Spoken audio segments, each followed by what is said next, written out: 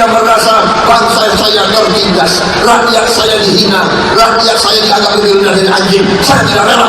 Saya ingin bangsa ini terhormat. Biadab, kurang ajar, sampai dianjing-anjingkan, sampai dianjing-anjingkan. Anjing, babi, kenapa engkau tipu-tipu kau punya rakyat? Kami adalah majikan kalian, kami adalah pemilik bangsa, kami adalah pemilik kedaulatan Indonesia. Ya kan kesian orang jadi presiden dilantik bukan dikasih saudara program yang bagus, dikasih apa? Beresin utang. Jokowi yang pesta, saudara piring pada kotor, Prabowo yang disuruh nyuci ya. Ternyata Prabowo dan Jokowi sudah retak di mana retaknya? Selalu mau adu domba, selalu adu domba. Ya, saya komunikasi sama Habib Rizik. Bib, ini gimana ceritanya? Oh, ya, sempat komunikasi. Bilang sama saya, sengaja kita harus pasang ulama. No, Prabowo-nya nggak jelas, Prabowo itu Islamnya nggak jelas. Oh, Habib Rizik. Pertama yang saya mau tegaskan bahwa kalimat Prabowo Islamnya tidak jelas itu datang dari mulut Yusril. Dengan demikian maka clear bahwa yang melakukan kebohongan bukan Prof. Yusril. Jika Bapak Prabowo Subianto dilantik sebagai Presiden Republik Indonesia, jebloskan ke penjara siapapun dia, walaupun itu mantan presiden, mantan menteri, nggak peduli. insting saya mengatakan Pak Jokowi waktu itu orang merah putih, cinta Indonesia, cinta rakyat. Kenapa saya harus diadu domba dengan orang yang sama-sama cinta Indonesia dan cinta rakyat Indonesia? Kalau negara pengen selamat, makzulkan Jokowi, bubarkan PDIP. Nah, sekarang kita lihat lagi, saudara. Dia sama dia ribut, saudara, ekonomi semrawut, saudara, utang nggak tanggung-tanggung, utang yang resmi dari pemerintah aja sudah lebih dari 8.000 triliun. Jadi beban yang ada sekarang ini 20 triliun. Kesian Pak Prabowo, besok baru jadi presiden, mesti ngeberesin utang 20.000 triliun. Kalau nggak stroke udah bagus. Ya kan kesian orang jadi presiden dilantik bukan dikasih saudara program yang bagus, dikasih apa? Beresin utang. Jokowi yang pesta, saudara piring pada kotor, Prabowo yang disuruh nyuci ya. Hati saya, insting saya mengatakan Pak Jokowi waktu itu orang merah putih, cinta Indonesia, cinta rakyat. Kenapa saya harus diadu domba dengan orang yang sama-sama cinta Indonesia dan cinta rakyat Indonesia? Saya tidak mau diadu domba. Begitu beliau ajak saya katakan ya, saya bergabung dan kita bersatu dan Indonesia tenang dan Indonesia kuat dan Indonesia tidak mau diadu domba lagi. Jokowi dan kroni-kroninya yang pesta, saudara, udah piring semua kotor, saudara, semua peralatan pesta ada di situ ditinggal, Prabowo disuruh rapihin ya. Ya mudah-mudahan Prabowo bisa, amin. Mudah-mudahan Prabowo mampu, amin. Sebab kalau nggak mampu, kesian, orang bisa stroke, saudara. Sebelumnya Presiden terpilih Prabowo Subianto juga membantah hubungannya dengan Presiden Jokowi mengalami keretakan seperti yang beredar di publik belakangan ini. Ia menegaskan kabar tersebut sebagai upaya mengadu domba dirinya dengan Presiden Jokowi. Gue bingung, dia lebih ngerti dari gue apa yang gue. Ternyata Prabowo dan Jokowi sudah retak di mana retaknya? Selalu mau adu domba, selalu adu domba. Nah, jadi bagaimana caranya Pak Prabowo begitu dilantik, kalau mau didukung oleh rakyat, didukung habaib, didukung ulama, dan agar Anda tidak banyak beban untuk mengatur pembangunan negara Indonesia ke depan, saya sarankan langkah pertamanya audit semua utang pemerintah maupun swasta ya, semua diaudit. Nah, tolong dipilah mana utang yang legal resmi dan mana utang yang ilegal tidak resmi. Waktu itu saya masuk kolam renang, saya lihat ada dinding yang tertutup lumut. Saya bersihkan lumut itu, saya kaget ada prasasti. Prasastinya berbunyi dalam bahasa Belanda, Honden and Inlander verboden. Verboden for Honden and Inlander. Invariat. Dulu di seluruh Nusantara banyak papan seperti ini, banyak prasasti seperti ini. Pribumi dan dilarang masuk. Tetapi dalam bahasa Belanda mereka taruh Honden sebelum Inlander. Inlander artinya pribumi. Kami adalah majikan kalian, kami adalah pemilik bangsa, kami adalah pemilik kedaulatan Indonesia. Bayangkan kita, ya, anak-anak Indonesia dianggap lebih rendah dari anjing. Ya, anak-anak Indonesia dianggap lebih rendah dari anjing. Aduh, ada yang dipukul itu kaum muslimin ya. Kalian bikin saya susah, kalian bikin saya marah. Aku yang suka anjing lagi. Lupa, ajar itu sahabat Nabi, ente binatang anjing. Laknat kalimat kedua orang tua kamu oleh anjing. Bapak ibu kalian anjing.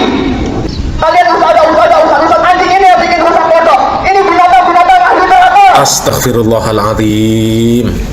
Ya, kok ada pimpinan pondok pesantren seperti itu? Marah nggak kekontrol, ya, ucapannya nggak kekontrol.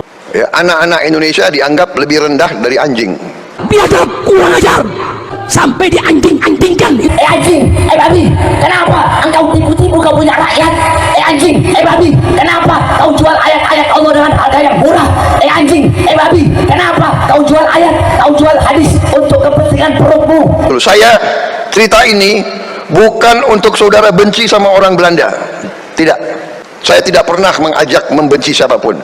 Saya hanya mau cerita perjuangan untuk kita merdeka, perjuangan untuk kalian-kalian ini hidup terhormat, bukan perjuangan yang ringan, perjuangan ratusan tahun, perjuangan yang meminta pengorbanan ratusan ribu rakyat kita. Insya Allah nanti tanggal 20 Oktober jika Bapak Prabowo Subianto dilantik sebagai Presiden Republik Indonesia, saya sarankan program pertamanya dalam rangka untuk menyelamatkan NKRI, seluruh utang negara saudara diaudit, periksa semua utang. Nah, nanti diaudit kelihatan mana utang yang betul-betul legal, mana utang yang ilegal. Atau Habib Salim.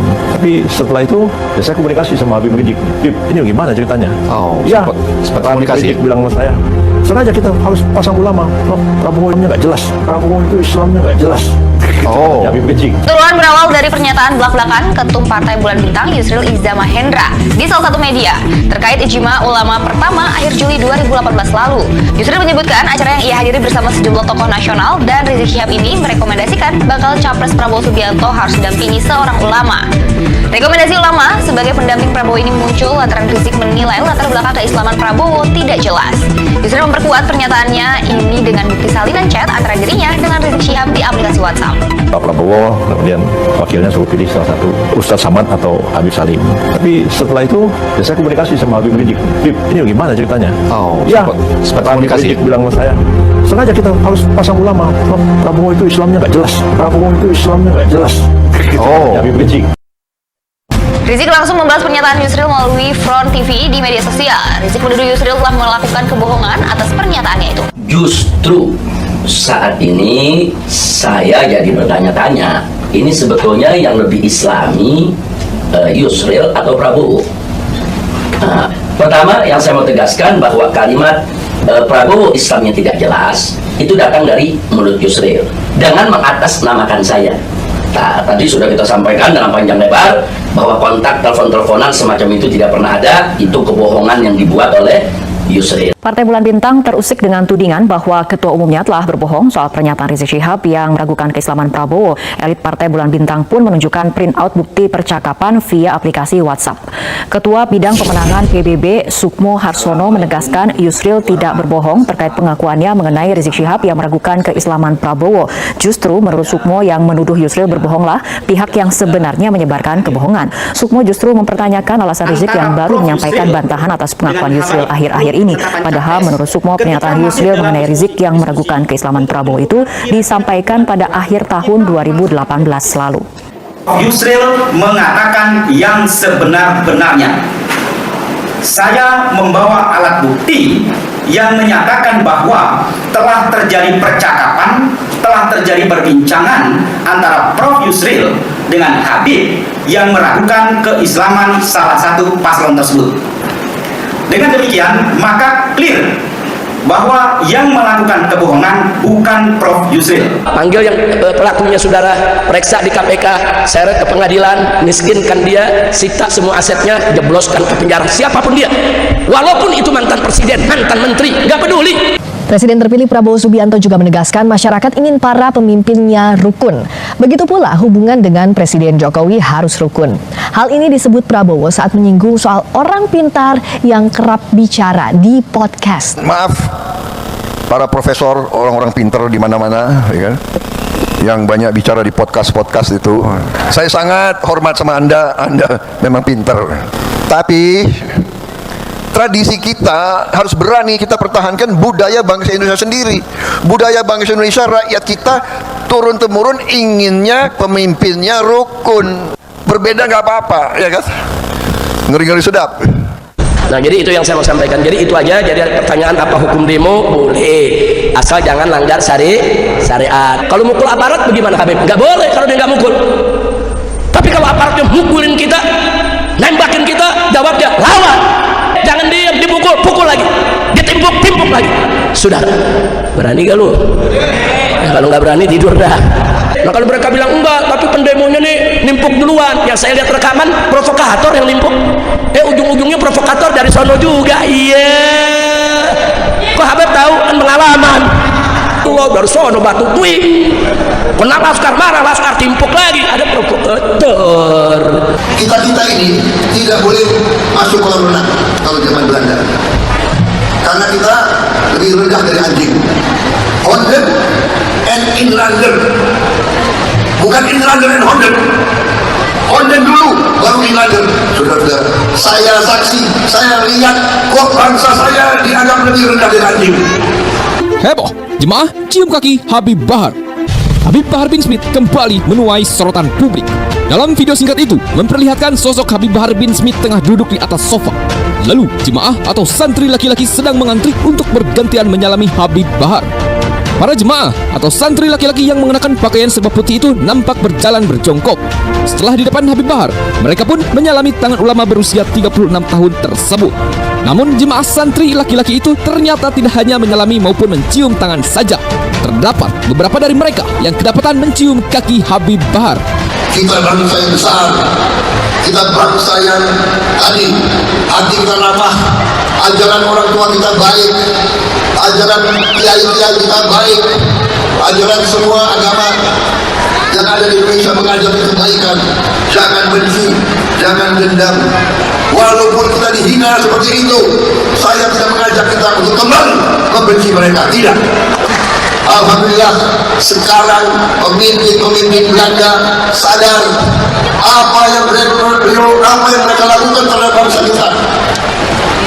Rajanya sudah minta maaf. Lumayan minta maaf ya. Kekayaan sudah diambil dia minta maaf. Oke.